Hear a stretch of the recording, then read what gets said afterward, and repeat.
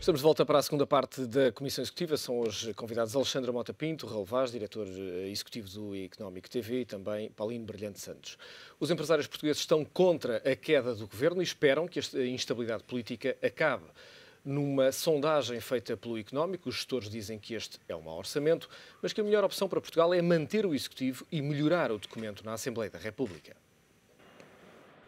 Os empresários portugueses juntam-se às críticas contra o orçamento do Estado. Os gestores ouvidos pelo Económico dizem que este é um mau orçamento e que é urgente que seja melhorado no Parlamento, através das contribuições dos grupos parlamentares. No entanto, e para já, os empresários defendem que o Governo deve manter-se em funções. Francisco Vanzeler critica o CDS, pois diz que não há alternativa ao aumento de impostos e considera que dizer o contrário é uma enorme hipocrisia de Paulo Portas. Henrique Neto critica a forma como o Executivo comunica e critica também as palavras de Vítor Gaspar, quando o ministro disse que não existe alternativa. Já Luís Mira Amaral prefere afastar para já um governo de iniciativa presidencial, o mesmo que diz Miguel Paes do Amaral.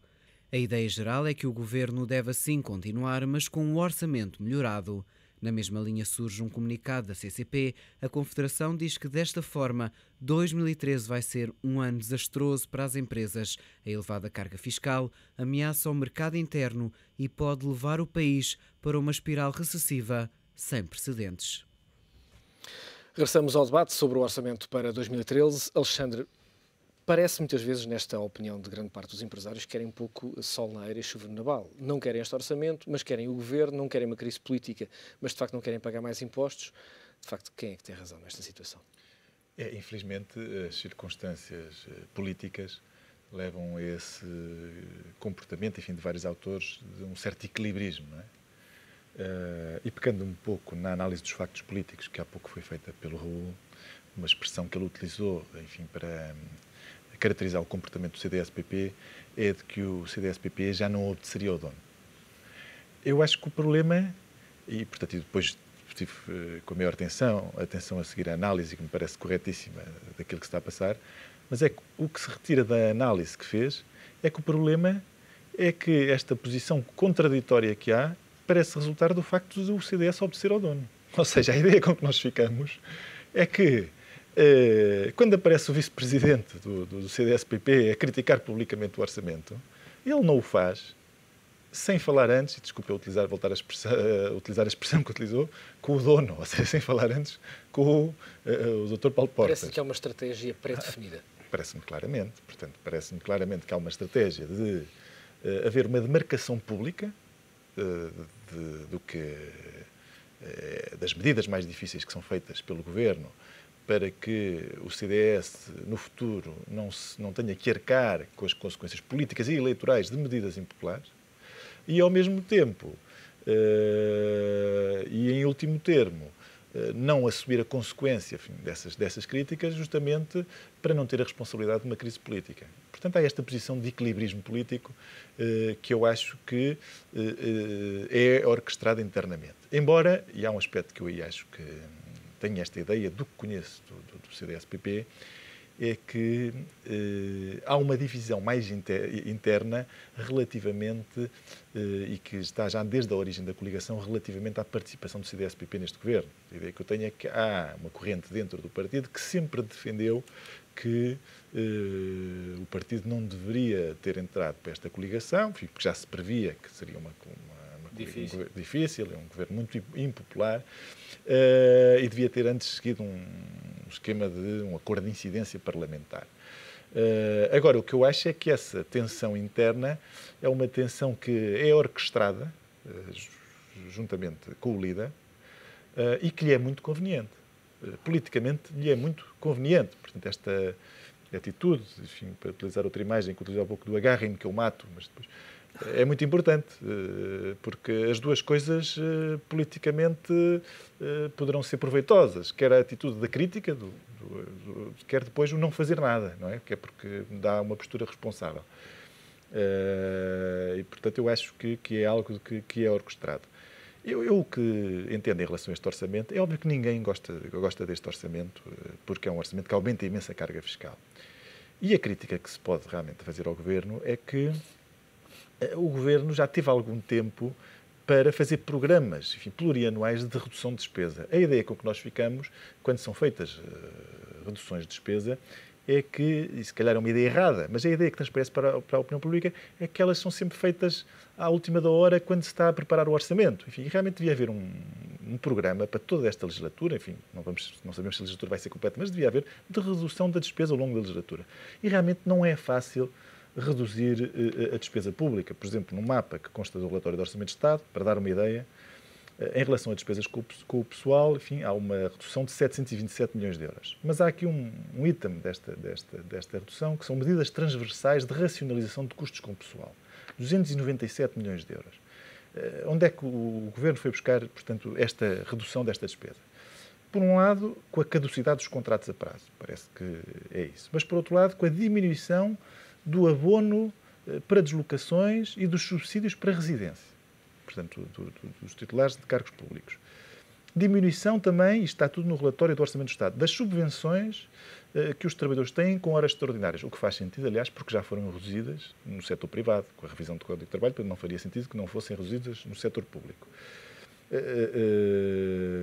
Também a compensação pela realização de trabalho suplementar. Ou seja, são tudo itens que o Governo vai buscar e que deve fazer um esforço enorme, admito eu, para ir buscar estas reduções de despesa.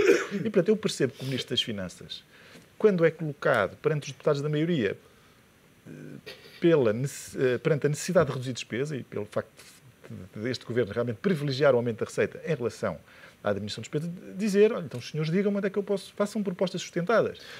Mas quando olhamos para o orçamento, há de facto ministros que têm feito um esforço, eu diria, utilizando a expressão, brutal no corte da despesa. A saúde é claramente um deles, com cortes significativos. A base também é grande, é verdade. Mas, de facto, têm feito cortes significativos. Mas depois, neste orçamento, vemos um aumento do orçamento da administração interna, um aumento do orçamento da defesa, mas uma queda na educação, uma queda na saúde, uma queda na segurança social.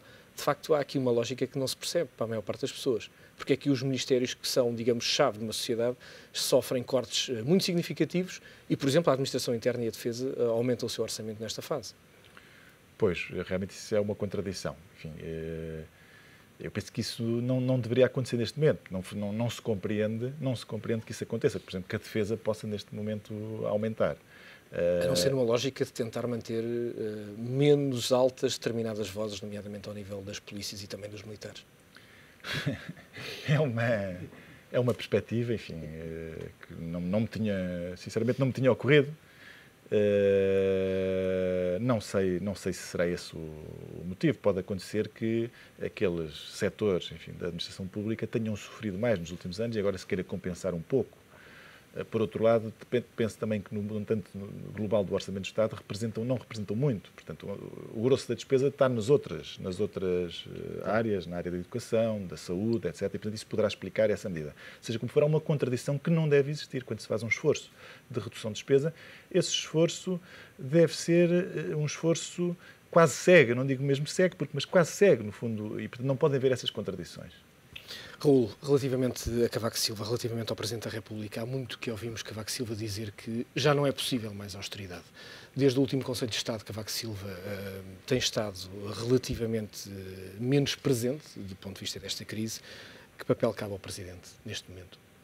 Papel fundamental. Eu julgo que o primeiro erro de Cavaco Silva, tenho dito aqui repetidamente, reporta a 2009, quando José Sócrates ganhou as eleições em minoria e o quadro era um quadro de uma evidência, sobretudo para pessoas que acompanham estas questões. O professor Cavaco Silva, além de ser político e um político experimentado, é um reputado economista que lê a Economist, o Financial Times, vai a fóruns internacionais, acompanha aquilo que é o pulsar económico, financeiro e social do mundo e, portanto, tinha a obrigação, na minha opinião, de correndo todos os riscos políticos, eram enormes, porque o que saiu das eleições de 2009 foi uma vitória em minoria, de uma maioria absoluta passamos para uma maioria relativa, o que é logo um downgrade político complicado.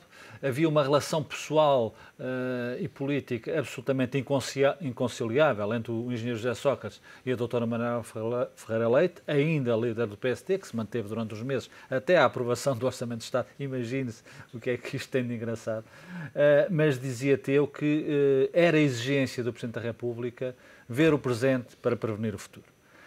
Porque o governar é isso, governar é prevenir, governar é olhar para a frente e tentar acertar naquilo, ou pelo menos condicionar, no bom sentido, algo de que o futuro nos preserva de mais negativo.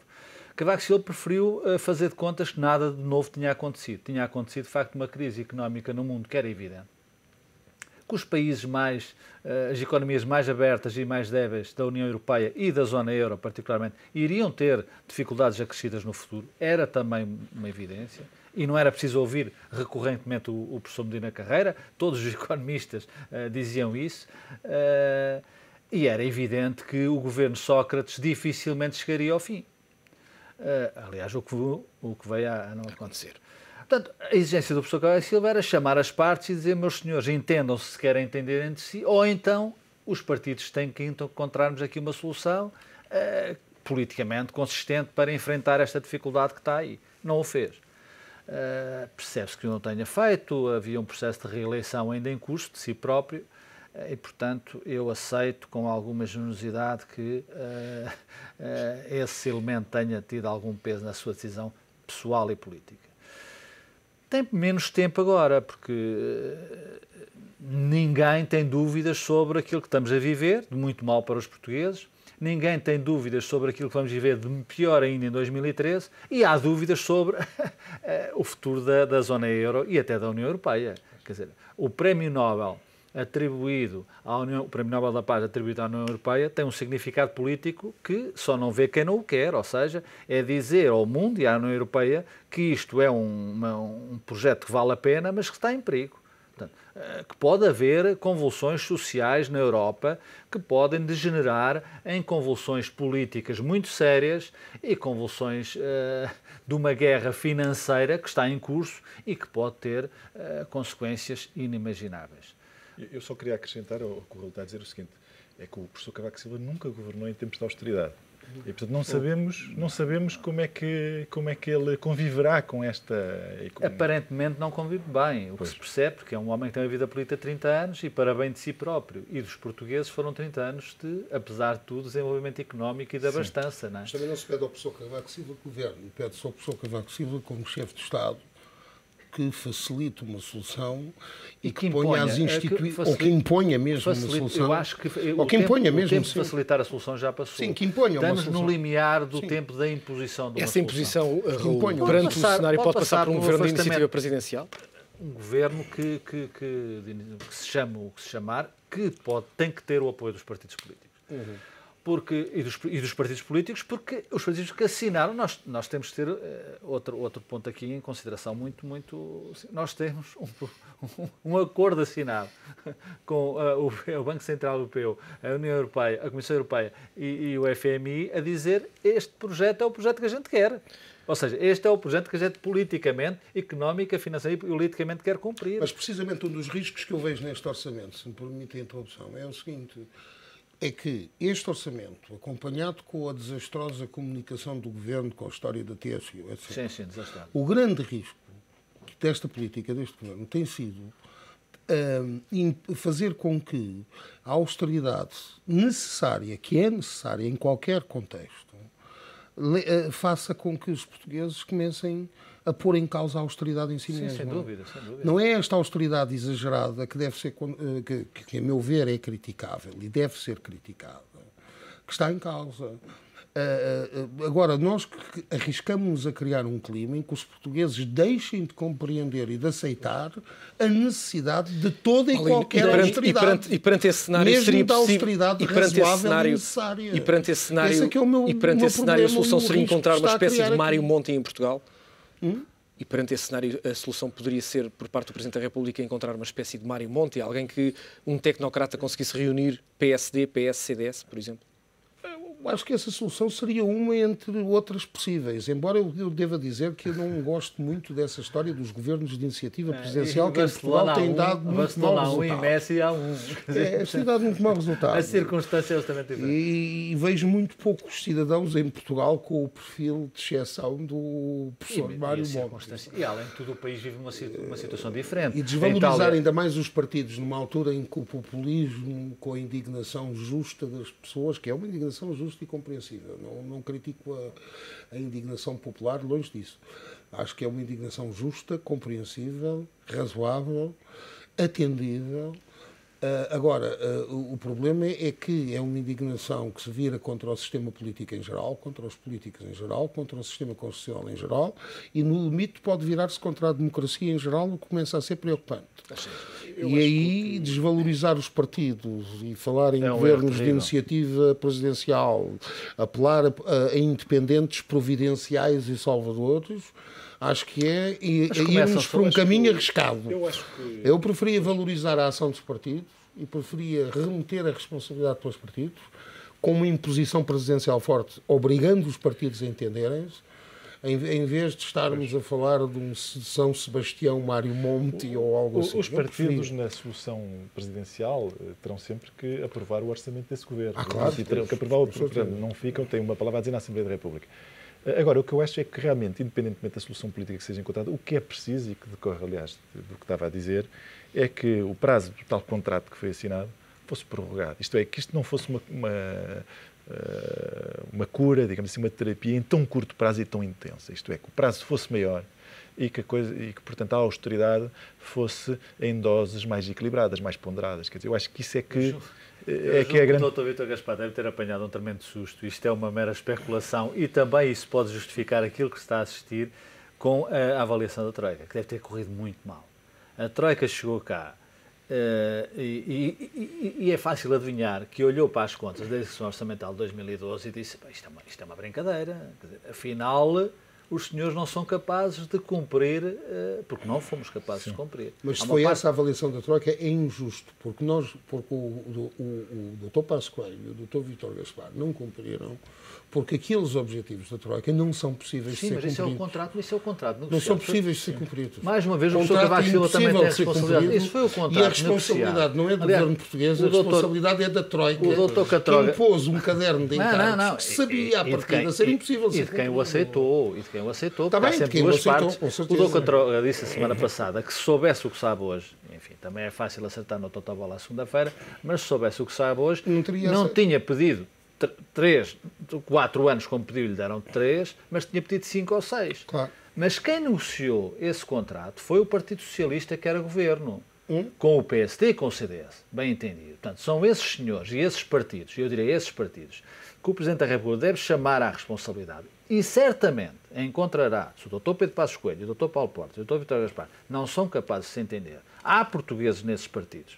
Temos também a noção, não sejamos tão miserabilistas quanto tal, nem tão catastrofistas, que são capazes, pela sua qualidade, pela sua qualificação e pela sua noção de responsabilidade coletiva, de exercer as suas funções. E podemos encontrar vários. Portanto, eu acho que a solução pode simplesmente passar por aí. Ou seja, é preciso que o professor Cavaco Silva se atravesse definitivamente e de uma forma muito séria, pondo em causa agora já não o seu futuro político, mas preservando o futuro dos portugueses.